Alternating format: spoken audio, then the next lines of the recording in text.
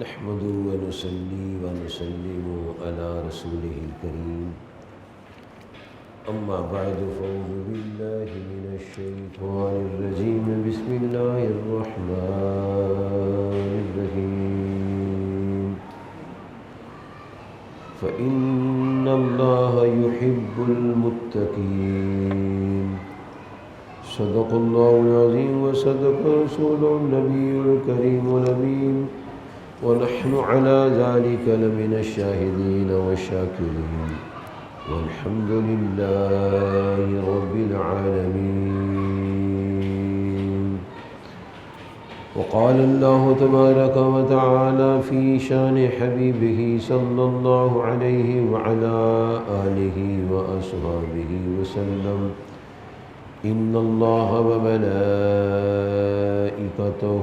يصلون على النبي يا أيها الذين آمنوا صلوا عليه وسلموا تسليما. اللهم صل على سيدنا ومولانا محمد وعلى آل سيدنا ومولانا محمد وأصحاب سيدنا ومولانا محمد وبارك وسلم. الصلاة والسلام عليك يا سيدي يا رسول الله وعلى آلك وصحبك يا سيدي يا حبيب الله. الصلاة والسلام عليك يا سيدي يا رسول الله وعلى آلك وصحبك يا سيدي يا حبيب الله. السلام علیکم ورحمۃ اللہ وبرکاتہ.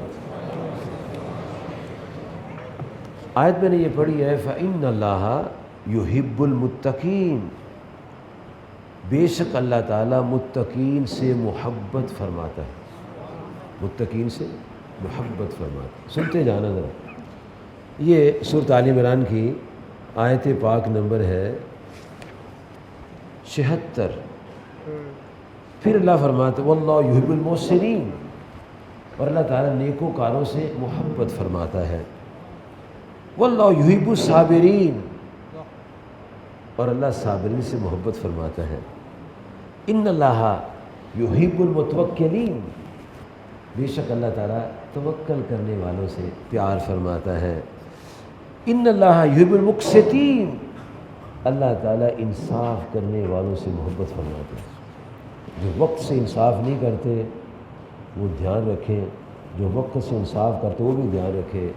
اللہ تعالیٰ انصاف کرنے والوں سے پیار کرتا ہے. یعنی ہمارے تمام بزرگ انصاف کرتے تھے. ہمارے آقا علیہ السلام بھی انصاف فرماتے تھے. ایک بدماش نے کہا تھا اے محمد صلی اللہ علیہ وسلم انصاف کیجئے. صحابہ اٹھے تھے اس کو قتل کرنے کے لیے. اسے ایک نسل جاری ہوگی جن کا قرآن یہاں تک ہوگا، نیچے نہیں جائے گا. مسلمانوں کو ماریں گے، کافروں کو نہیں ماریں گے، چھوڑ دو ان کو. اور آپ نے پھر فرمایا اللہ تعالیٰ کو مجھ پر اعتبار ہے، اس کو اعتبار نہیں ہے. اگر میں نے دنیا میں انصاف نہیں کرنا تو کس نے انصاف کرنا ہے؟ تو میرے دوستو اللہ تعالیٰ انصاف کرنے والوں سے محبت فرماتا ہے. میں اللہ سے دعا کرتا ہوں اللہ آپ کو مجھے اپنے ساتھ انصاف کرنے کی توفیق عطا فرمائے. ہم اپنے ساتھ انصاف کریں گے تو بچ جائیں گے. ہمارے ساتھ اپنا انصاف کیا ہے؟ ہم اپنے آقا صلی اللہ علیہ وسلم کی تکالیف کا احساس کریں. جی اچھا، پھر اللہ تعالیٰ فرماتا ہے جل شانہ کہ وہ کون ہے جس سے میں محبت نہیں کرتا. واللہ لا یحب الظالمین، اللہ ظالمین سے محبت نہیں فرماتا. واللہ لا یحب المفسدین، اللہ فسادیوں سے محبت نہیں فرماتا. یہ میں آپ کو اس لیے سنا رہا ہوں آیت، یہ آیت مبارکہ ہے سورۃ المائدہ 64 نمبر آتی ہے. یہ لکھ لو. کیوں؟ یونیورسٹی، کالج، اسکول کے ان اداروں کے جو ٹیچرز ہیں، جو ان پڑھ ٹیچر ہیں، جن کو کیمسٹری تو آتی ہے لیکن دین نہیں آتا، جن کو فلسفی تو آتی ہے لیکن ان کو شریعت نہیں آتی، جن کو جیولوجی آتی ہے لیکن قرآن پاک نہیں آتا، جن کو بایو تو آتی ہے لیکن ان کو حدیث نہیں آتی، وہ کہتے ہیں امام حسین نے فساد ڈالا ہے۔ اب تو اوپن باتیں کر رہے لوگ، اب تو ڈکی چھپی بات نہیں ہے۔ جو کہے امام حسین نے فساد ڈالا ہے وہ منکر قرآن ہے، وہ منکر اسلام ہے۔ کیوں؟ اللہ ہے واللہ لا یحب المفسدین، اللہ مفسدین فسادیوں سے پیار نہیں کرتا۔ جب کہ آپ کے میرے پیارے کریم آقا علیہ الصلوۃ والسلام نے اللہ تعالیٰ کی جناب میں دعا کی تھی، یا اللہ میں امام حسن اور امام حسین سے پیار کرتا ہوں، تو بھی ان دونوں سے پیار فرما۔ تو اللہ تعالیٰ نے تو نہیں فرمایا ہے بابو یہ تو فسادی ہوں گے، میں کیوں پیار کروں، میں ان سے کیوں پیار کروں؟ بلکہ اللہ پاک نے جب نبی صلی اللہ علیہ وسلم کی یہ دعا سنی کہ میرے محبوب سے دعا کر رہے ہیں، یا اللہ میں ان دونوں سے محبت فرماتا ہوں، فحبہما، تو بھی دونوں سے محبت فرما، وحب من یحبہما، اور جو میرا امتی ان دونوں سے محبت کرے، میں اس امتی سے محبت فرمانا ہے جی۔ تو اللہ پاک نے پتہ ہے کیا جواب دیا تھا؟ آپ نے دعا کی یا اللہ ان سے محبت فرما، تو اللہ پاک نے کیا محبت کی؟ فرمایا محبوب علیہ السلام آپ محبت کی بات کر رہے ہیں، ہم ان سے محبت بھی فرماتے ہیں اور انعام بھی دیتے ہیں، ہم ان دونوں کو جنت کے جوانوں کا سردار بناتے ہیں۔ ان الحسن والحسین سید اشباب الجنہ، یہ دونوں جنت کے جوانوں کے شادی سے تو اللہ محبت ہی نہیں کرتا، یہ تو جنت کے جوانوں کے سردار ہیں۔ اس کا مطلب یہ صابرین میں ہیں، متوکلین میں ہیں، محسنین میں ہیں، یہ متطہرین میں ہیں، یہ ہستیاں توابین میں ہیں، یہ بڑے اچھے لوگ ہیں۔ اور کونوا مع الصادقین، سچوں کے ساتھ ہو جاؤ، یزید کی حمایت نہ کرنا، یزید کی حمایت نہ کرنا۔ کیوں؟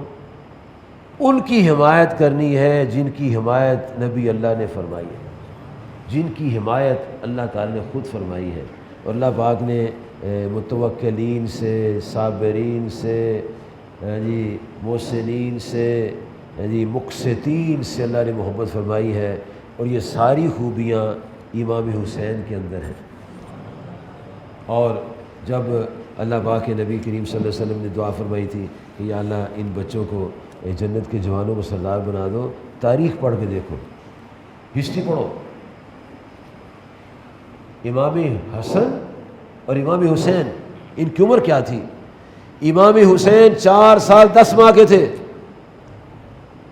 اور امام حسین 3 سال کے تھے، کہ جب اللہ پاک نے بوحی جلی پیغام بھیجا فرشتے کے ذریعے کہ اے محبوب علیہ السلام آپ کے دونوں شہزادے جنت کے جوانوں کے سردار، تو جن کو بچپن میں جنت کے جوانوں کو سردار بنا دیا، ان کی ہسٹری جو ہے 56 سال کی تاریخ سب اللہ کے سامنے ہے۔ اللہ دھوکہ کھا سکتا ہے؟ جو امام حسین کو کہے اسے دھوکہ کھایا ہے وہ منکر قرآن ہے، جو کہے امام حسین فسادی وہ منکر قرآن ہے، اور جو کہے امام حسین تو متقی ہیں، صابر ہیں، کانے ہیں، متوکل ہیں، وہ تو مقسط ہیں، وہ تو متطہرین میں ہے، وہ مومن ہے، اور اس کے پیچھے لگنا ہے، اس کی بات سننی ہے۔ جس کی زبان سے ایک لفظ بھی امام حسین کے خلاف آئے وہ ملک کا بادشاہ بھی ہے، وہ ملک کا عظیم رہنما بھی لوگوں کی نگاہ میں ہے، وہ اللہ کی کتاب میں زیرو ہے، اس کی کوئی حقیقت نہیں ہے۔ اور جو اماموں کے امام ہیں ان کی بات سنا کے دعا کرتا ہوں میں۔ اور آپ سن لیجئے، داتا صاحب نے لکھی ہے کتاب، یہ اصل کتاب ہے میرے پاس فارسی، کشف المحجوب، اس میں داتا صاحب کے لکھتے ہیں، سنیں۔ قبلہ اہل صفا، شہید دشت کربلا، فرماتے ہیں تا حق ظاہر بود، تا حق ظاہر بود مر حق را مطابع بود۔ جب حق ظاہر تھا امام حسین رضی اللہ عنہ حق کے تابع تھے، جب حق ظاہر تھا حق کے تابع تھے۔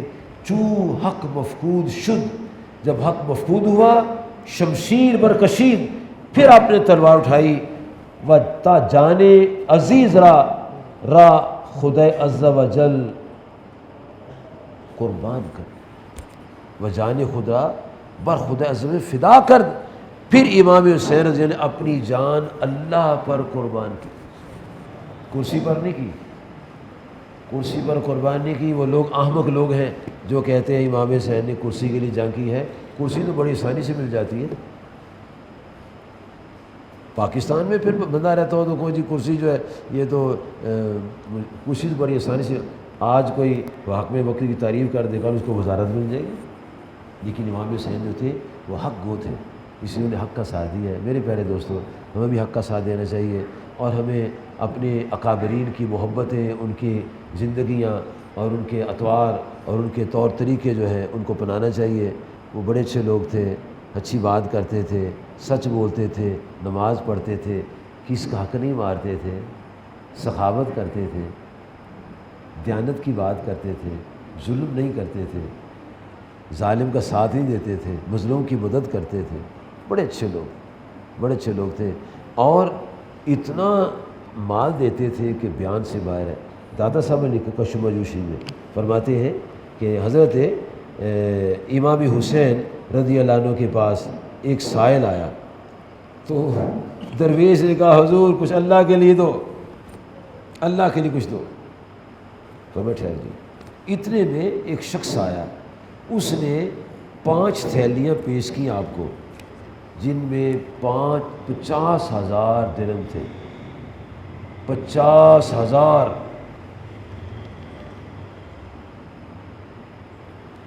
نذرانہ پیش کیا۔ وہ جو سائل تھا، میں بڑا غور کرتا رہتا ہوں، جیسے تو سناتے میں پھرتا رہتا ہوں، جو ہے نا مرید، وہ جب شیخ کو دے گا نا پیسے، وہ غلطی سے 500 کا نہیں نکلے 10 کا نکالو۔ یہ مرید ہے، یہ مرید ظالم ہے، صادق نہیں ہے، مرید اپنے ساتھ ظلم کر رہا ہے، جو دیکھ کر دیتا ہے۔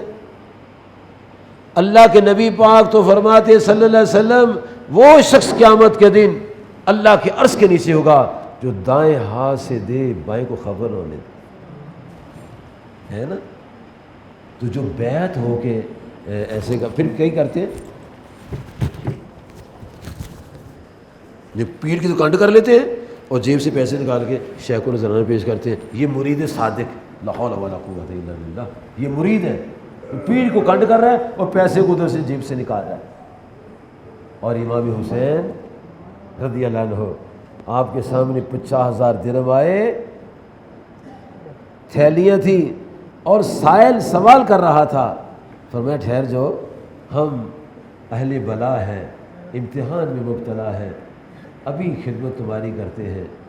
تو حضرت معاویہ رضی اللہ عنہ کی جناب سے ہدیہ نذرانہ پیش کیا گیا، تو آپ نے وہ سارے کے سارے 50,000 اس فقیر کو دیے۔ کیوں؟ ان کا ایمان تھا کہ رب کو جتنا دو گے 10 گنا دے گا وہ۔ ہمارا ایمان کچا ہے، ہمارا ایمان کچا ہو گیا ہے، ہم کہتے ہیں پتہ نہیں دے گا کہ نہیں دے گا۔ جس کا ایمان پختہ ہے اس کو فکر نہیں کرنی چاہیے، کیونکہ اللہ فرماتا ہے جو مجھ سے گمان رکھو گے اس گمان کے مطابق دوں۔ جناب حضرت حمزہ نے احساس کیا تھا، ابو دجان کی بھی لوڈی نے کہا تھا حمزہ کہاں گیا ہوا تو؟ یہ کیا ہو گیا؟ تیرے بھتیجے کے ساتھ ابو جہل نے آج وہ کیا ہے کہ انسانی اقدار کو پامال کر دیا ہے، تیرے بھتیجے گالیاں نکالی ہیں اور ان کی پنڈی نورانی پر کو زخمی کر دیا ہے، لہولہان کر دیا ہے، اتنی گندی گندی باتیں کہی ہیں کہ میں تجھے بتا نہیں سکتی۔ کہاں تو سویا ہوا ہے؟ حالانکہ وہ مسلمان نہیں تھے، وہ مسلمان نہیں تھے۔ اور جب جناب حمزہ کو احساس کرایا گیا، ان کا ضمیر جاگا، ہے میرے بھتیجے کو گالی نکالی ہے اور میرے خاندان کو گالی نکالی ہے، میرے بھتیجے کو زخمی کر دیا ہے، حالانکہ وہ مسلمان نہیں تھے، حالانکہ مسلمان نہیں تھے، حالانکہ مسلمان نہیں تھے۔ وہ خانہ کعبہ کا طواف چھوڑ گئے، سارے کام سیدھے ابو جہل کے پاس گئے، ترنت اس کے سر کے پر جا کمان ماری، سر پھوڑ کے رکھ دیا، پھر ایک اور ماری۔ اس کے قبیلے والے کھڑے ہو گئے، کہا نا اس کو کچھ نہ کہنا، آج کچھ تو پشتے لگ جائیں گے، یا اب یہ غصے میں آیا ہوا ہے، جلال میں ہے جی، اس کے بھتیجوں کو میں نے جو کوئی خوش کیا ہے مجھے اس کی سزا مل گئی ہے جی۔ اور کہا سنو میں نے اپنے بھتیجے کلمہ پڑھ لیا ہوا ہے۔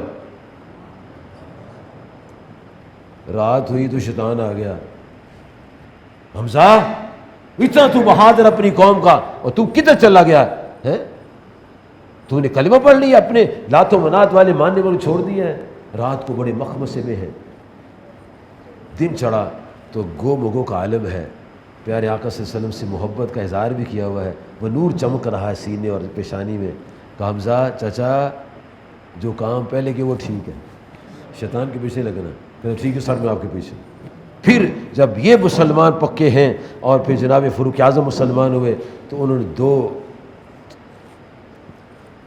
36 بندوں کی 2 لائنیں بنائی، ایک میں حضرت حمزہ ہیں، ایک میں فاروق اعظم ہے، ایک کی قیادت حضرت حمزہ کر رہے ہیں رضی اللہ، ایک کی قیادت فاروق اعظم کر رہے ہیں، اور دونوں 36 آدمیوں کو لے کر 44 آدمیوں کو لے کر جا رہے ہیں، 44 یعنی 34 آدمیوں کو 34 34 بندوں کو لے کر ستارے اس کے ساتھ ہے۔ مکہ والوں نے دیکھا عجیب یہ منظر ہے، حمزہ اور عمر، کہنے بھی ہم تو ختم